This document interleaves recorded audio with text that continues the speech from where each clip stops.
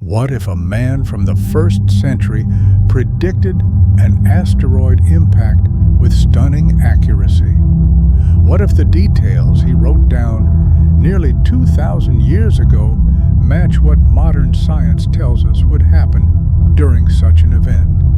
This is the story of John Zebedee, the writer of Revelation, who, in chapters 9 and 10, describes a catastrophic event eerily similar to what scientists today warn could happen if an asteroid like 2024 YR4 collides with Earth. Revelation describes 7 trumpets, each heralding a stage of chaos. But what if these aren't just spiritual metaphors?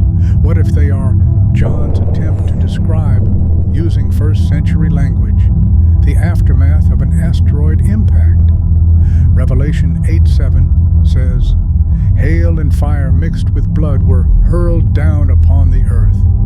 A strange image, but not when you consider what happens when an asteroid enters Earth's atmosphere. The intense friction ignites the air, creating a blazing fireball. Upon impact, it sends molten debris skyward, fiery rock that would rain down like hail. The blood? If the meteorite contains iron, the combustion could produce a reddish hue, making the sky rain what appears to be blood.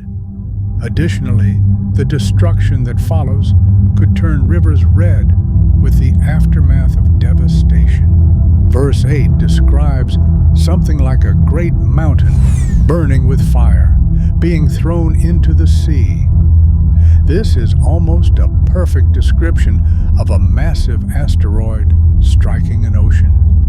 If 2024 YR4 were to impact, it would trigger waves so immense they could flood entire coastlines, just as Revelation describes.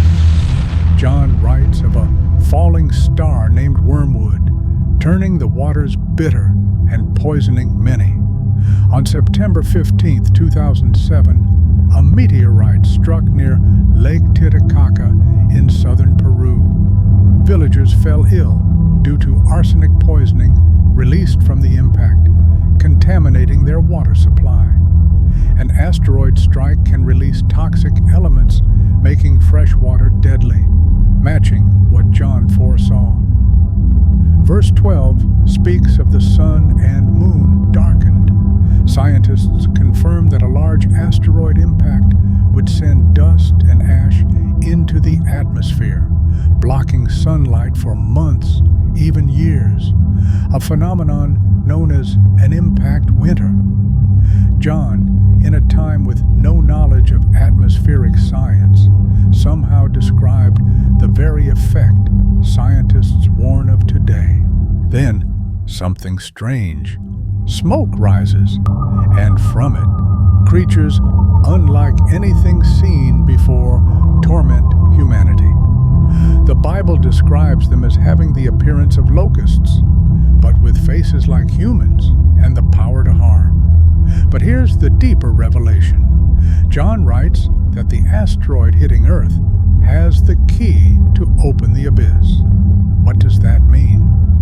Ancient writers often used symbolic language to describe things beyond their understanding. John saw that the asteroid's impact wasn't just destruction, it was the exact amount of force required to unlock something buried deep beneath the earth. The writer of Jude, in verse 6, speaks of powerful fallen angels locked in the abyss, awaiting the day of revelation. What if this asteroid impact is not just an accident, but the very force that opens their prison? NASA has not yet figured out whether Apophis or Asteroid 2024 YR4 will hit Earth in 2029 or 2032, respectively, even with all their advanced instruments. But Apostle John has not only seen the event, he has also quantified its force and knew the exact location it will impact. We have seen countless UFO disclosures, videos, and government reports that hint at non-human entities. But when these beings finally emerge, not from the skies, but from beneath the earth, governments will tell you it's just an alien crash. They've already made movies to prepare you for their lies. What John described is not a visitation from above. It is an unveiling from below.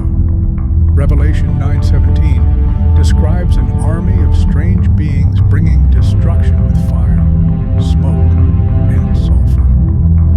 What if John was witnessing an event that modern minds would call an alien invasion? But instead of coming from distant galaxies, they rise from places long hidden beneath our feet. Could the growing number of unexplained deep earth phenomena be connected to what John saw? Here's the chilling part. If John Zebedee could describe an asteroid impact with such scientific accuracy, centuries before humans even knew what asteroids were, what else did he get right? If this part of Revelation aligns with reality, shouldn't we at least consider the rest of his story? Maybe Revelation isn't just a myth. Maybe it's a warning. You don't necessarily need to blindly believe this. You can go fact-check this. If you find it truthful, then why wait? Read his whole book of Revelation. Look, John is not here to scare you. He recorded other writings in the Bible too.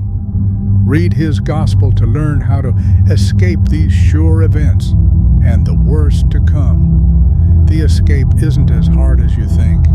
It's a simple 1-minute oath, one he learned from Jesus Christ, the man who took him from a mere fisherman to one of the greatest figures in history.